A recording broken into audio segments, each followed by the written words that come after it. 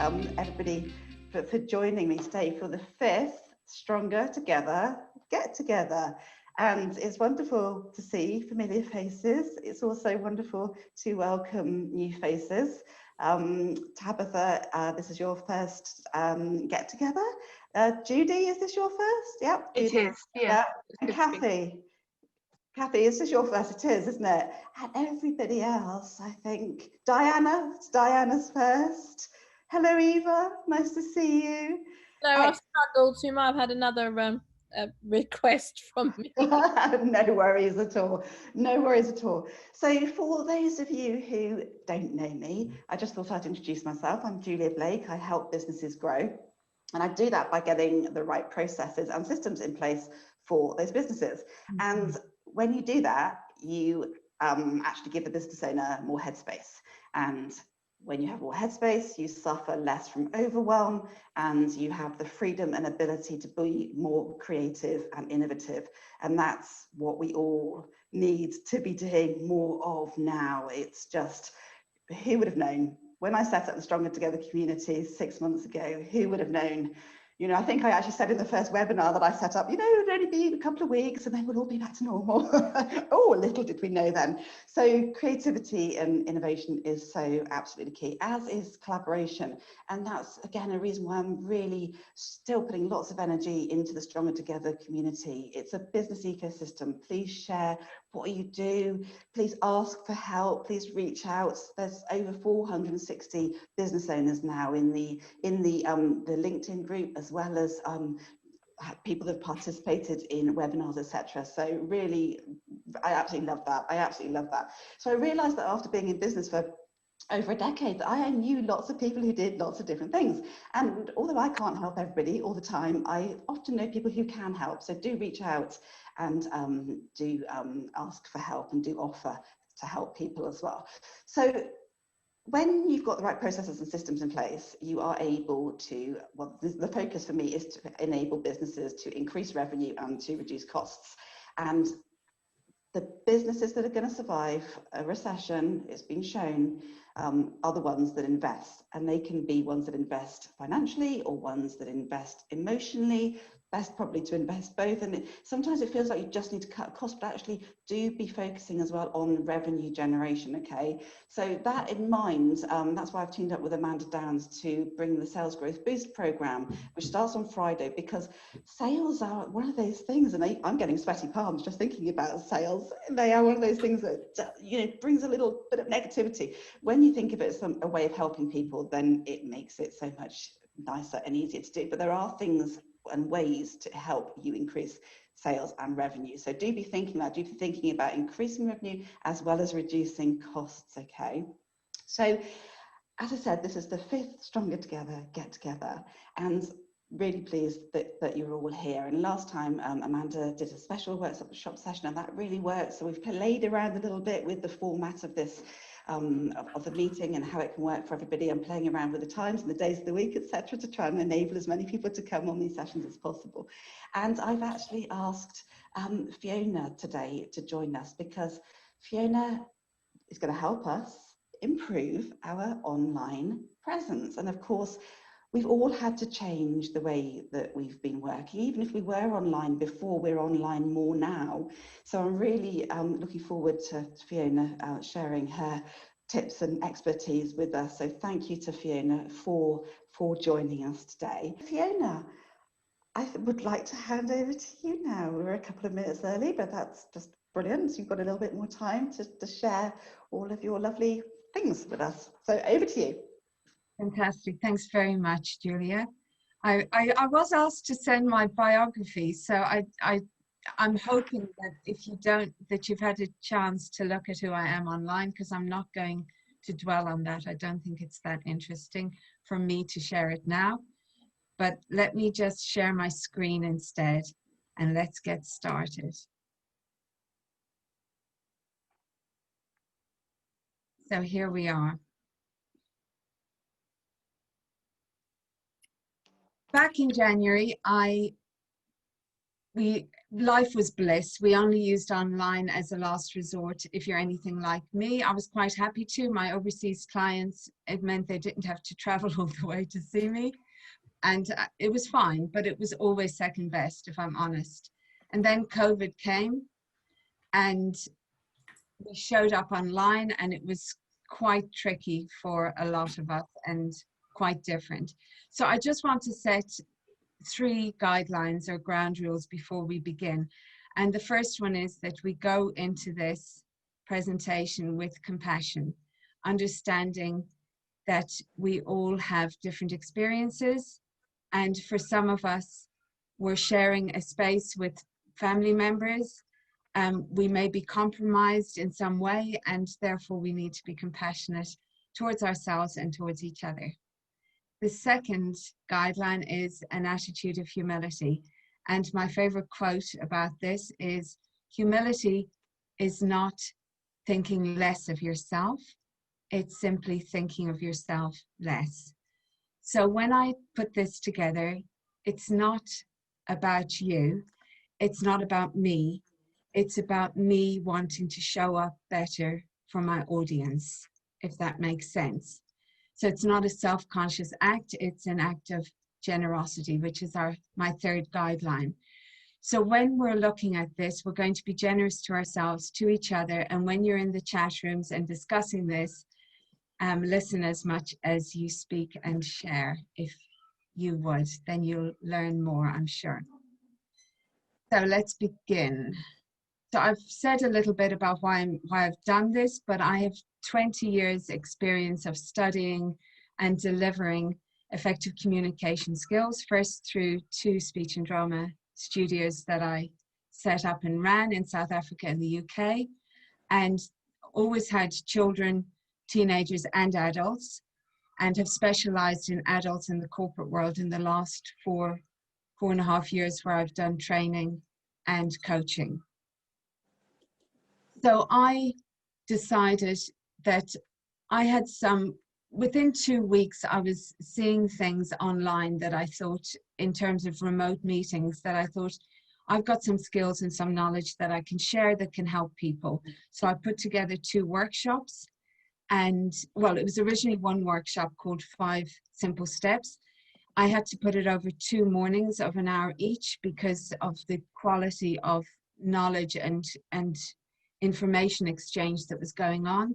I then went on to do another webinar, a workshop called Considerations when Presenting Remotely, which is more focused on presenters, not on people showing up. So I'm not going to touch on that today, but hopefully you might pick up some techniques, some skills along the way that I hopefully demonstrate.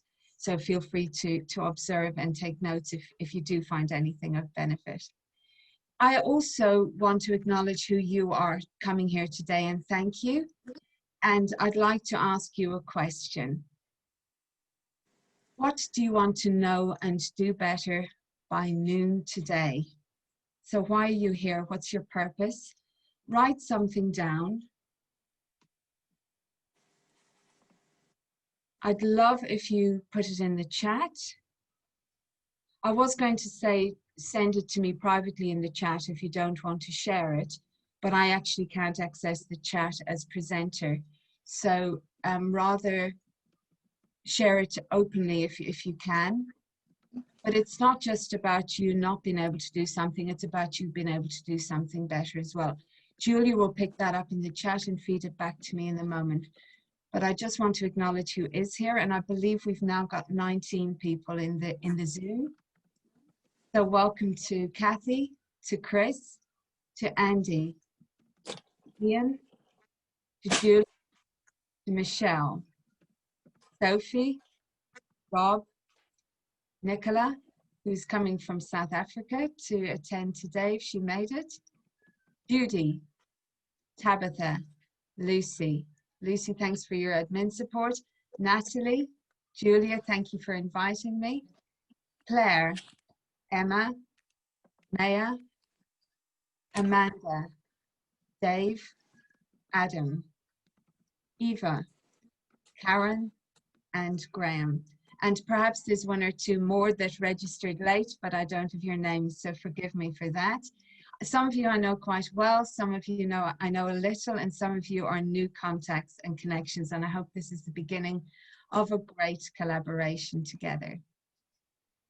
So hopefully by now you've written something.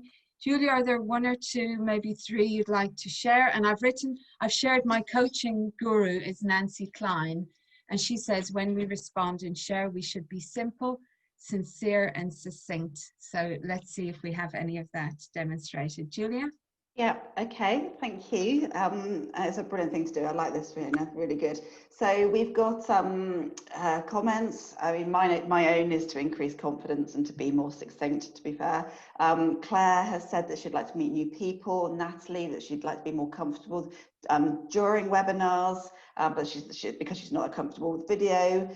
Dave would like to find out a little bit more about keeping an audience engaged, and like Julia, keep succinct. Eva, being with other positive business owners and share positive energy. That's her reason for being here. Thank you, Eva. Andy would like to know more about what people like and dislike with presenters, and hopefully do more and less of the appropriate one. Judy would like to find out more about how we can actually be stronger together, specifically online, and to get more confident with video, because she delivers lives and Zooms. Ian would like to know the differences between online versus in person. That's a fascinating one. Emma would like to understand how to use online more effectively. Karen would like to engage better with her ideal client. Yeah, so lots of confidence. Thank you, that's brilliant. I'll run out of time because being succinct is also something I'm continuous improvement goal of mine. So thank you very much. And I just want to say on the confidence thing, if I were to describe what I do in a nutshell, I take competent people on board who want to connect and communicate more confidently, because in a room often the people who are more confident get more voice, and the more competent people who aren't as confident at communicating that don't get as much airtime. So I love when I help competent people to be confident, because then they can step up and speak. So hopefully by the end of this you'll have some tools to do that. And just moving on. So this was the question I asked myself: how might one look more professional in an online meeting? And these were the 5 simple steps that I came up with.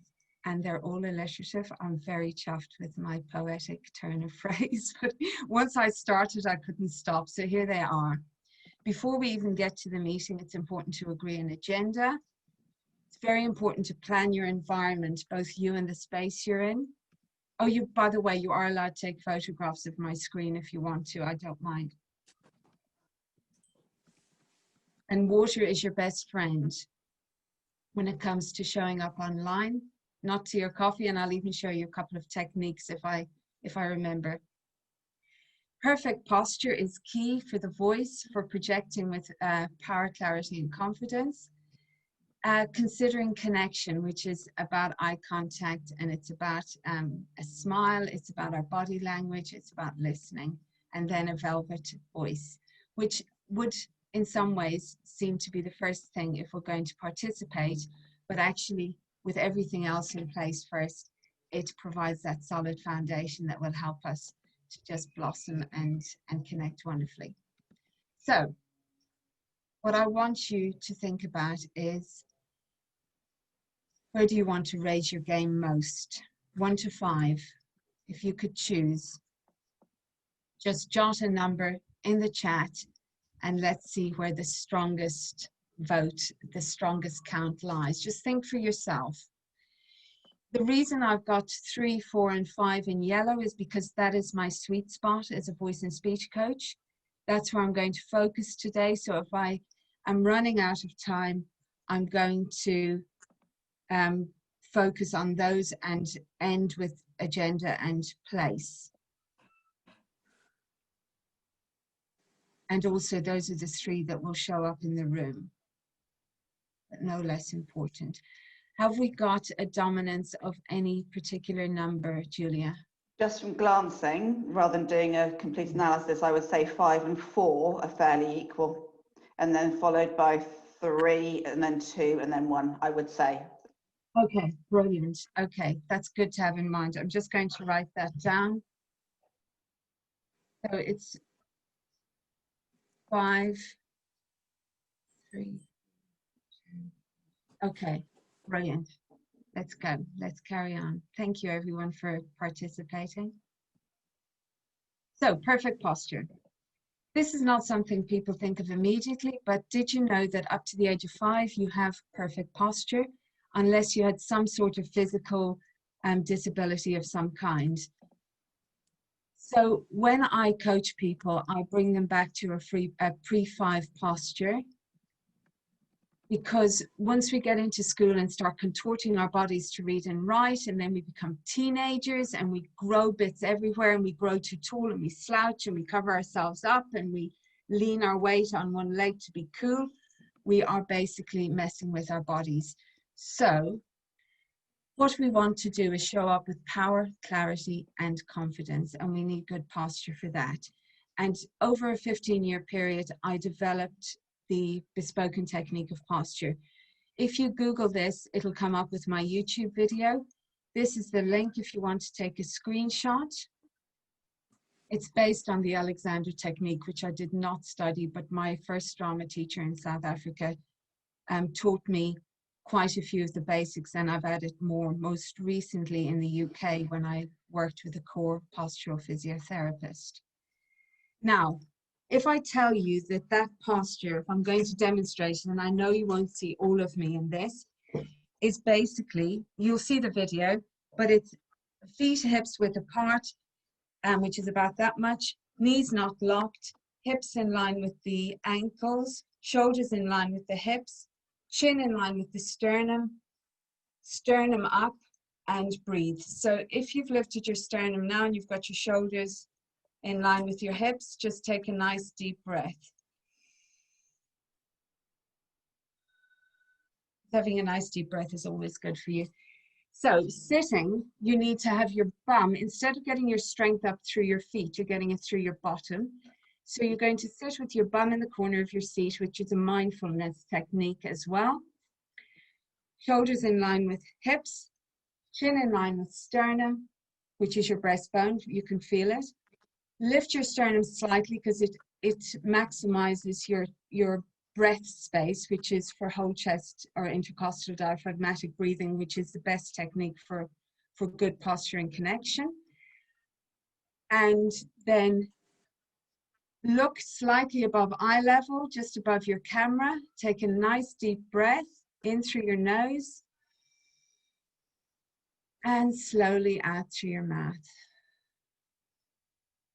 While I think of it, your eyes should be in line with your camera or slightly below it. So ideally your camera is going to be, if you've got a really new modern computer, you've got it in the middle of your screen, but you need to raise your screen up so that you're not bent over or looking down too much. It should be, you make your technology work for you. You don't work for your technology. Glass of water, tip.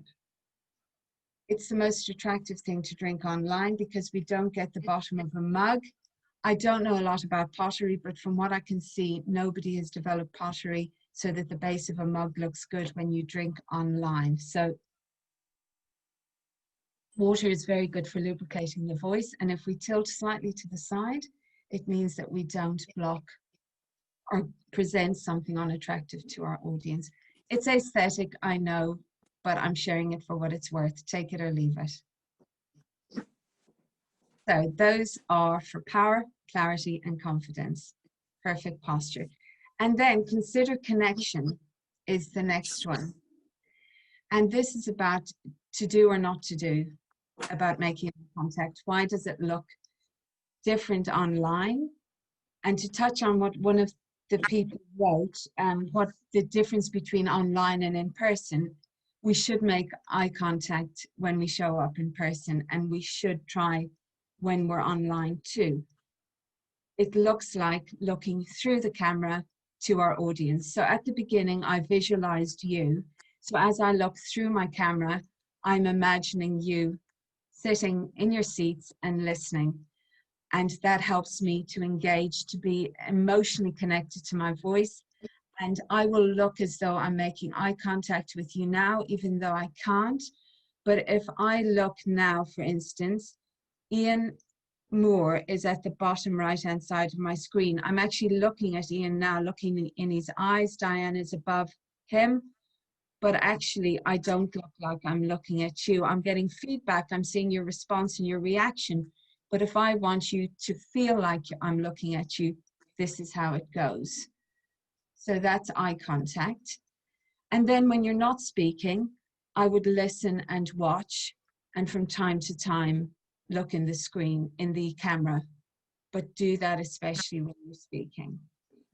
Any questions that you're thinking, write them down and we'll pick them up in the Q&A, because this is a bit of a lightning whoosh through it all. And then angling your body.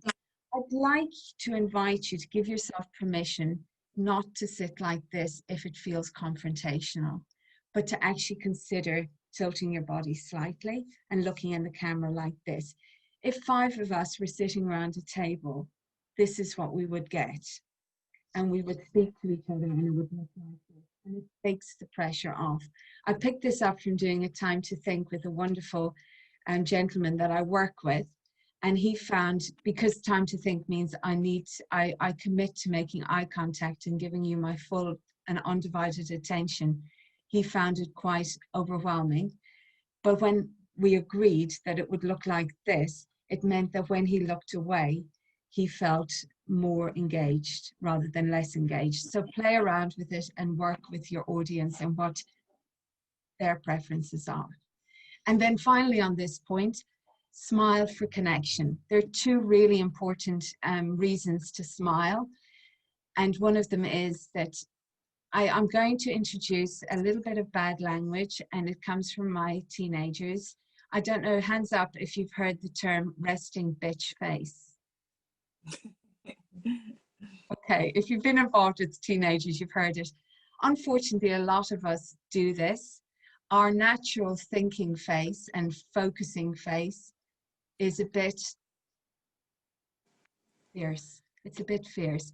So smiling connects better. It makes us feel better, especially when we're speaking. It affects our voice, but actually it makes the other person feel more invited. So I'm not saying grin like a Cheshire cat all the time, but practice smiling and remember to smile. It's good for the other person. Then we're going to look at a velvet voice. And this is obviously vital if we need to speak, if we want to speak. I want you to think about who you're with in the mornings before you get onto your first meeting. Do any of you end up having meetings where you've not spoken to anyone until you're online? Because your voice isn't warmed up. And there's a couple of ways, and I won't go into too much detail of warming up your voice. If you like to sing, sing. Humming is wonderful. But speak to the wall, speak to the cat, speak to the dog. Any kind of warm up is good for your voice before you get into that first meeting. It's a kind act to your voice to warm up your vocal cords, and humming. And actually pitching your voice higher warms your voice up more quickly, which is why singing is good. Then projection versus volume. Unless you went, so show of hands if anyone went to private school in the Zoom. Okay. And so I only can see Julian because she's the hostess. I know she won't mind asking. Did you get taught anything about projection when you were? Okay. So I've always said that unless you went to private school, and even then it mightn't have happened, most people, when they're doing presentations at school, are told to speak up, to be louder and project. Projection is different to tone volume. Tone volume is whether I speak softly or whether I raise my voice and speak loudly, but projection is the last stage of vocal technique that I teach. because everything else needs to be in place first. When it comes to projection, you need your voice to reach from your mouth to your speakers and microphone, which are normally around the same place. And you just imagine your voice going to the speaker. That's projection. And within projection, you can then still increase your volume so that you're louder or speak more softly, but you're always going to be heard. And then secondly, smile for tone. There are only two ways to increase the volume of your voice. One is the volume. If you think of your mouth like a theater, with your tongue being the red velvet seats, your teeth the box seats, and the roof of the theater being the roof of your mouth. There's only two ways to make your theater larger for your voice to sound better and warmer and bigger. One is by opening your jaw more. So actually, give us a nice big yawn, guys. I won't take it badly.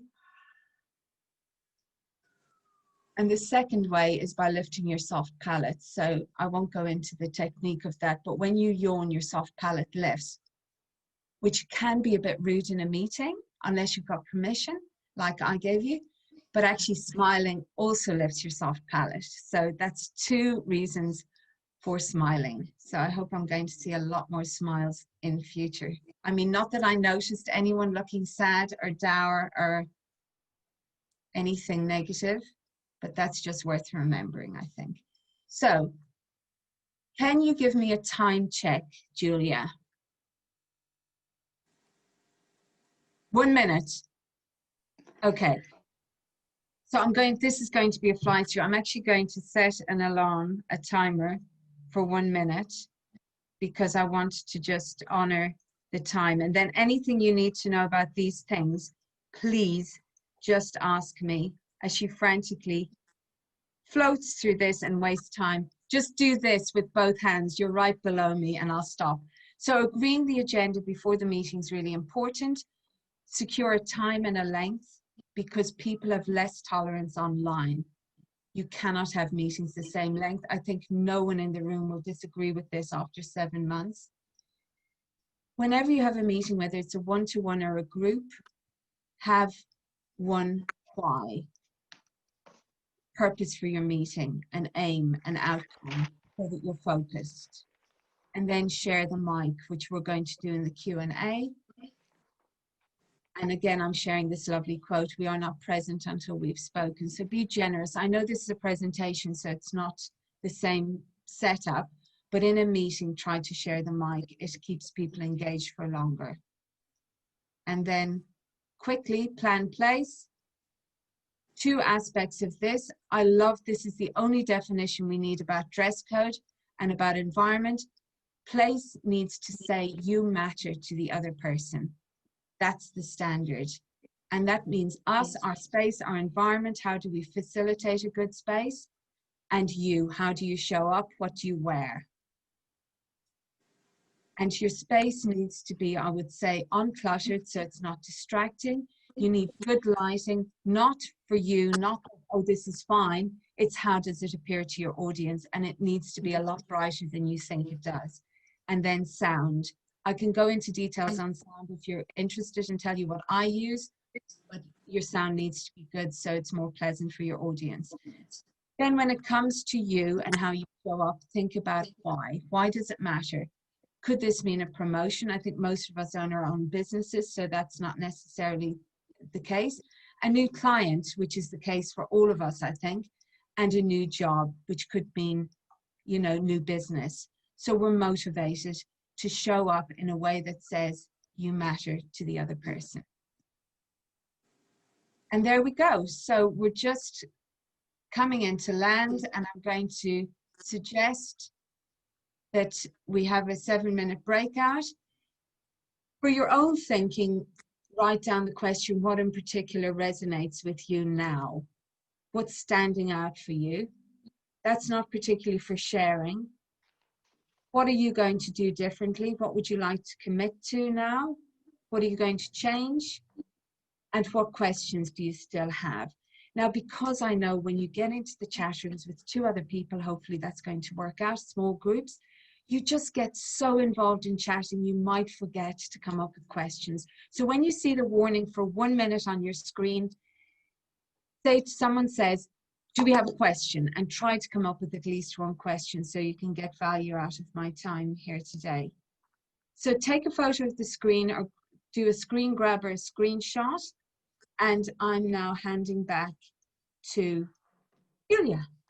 Thank you so much, Fiona. I wasn't quite sure what to expect. I knew it was going to be good, but my goodness, I've taken so much away from this. Thank you. I've written loads and loads of notes. So I really do appreciate your time and all of the help and advice that you've shared with us today. And I think we're all going to be conscious of the things that are going to help us have a much better online presence. So on behalf of everybody, thank you so very much for spending the time with us this morning, and see you at the next one, hopefully.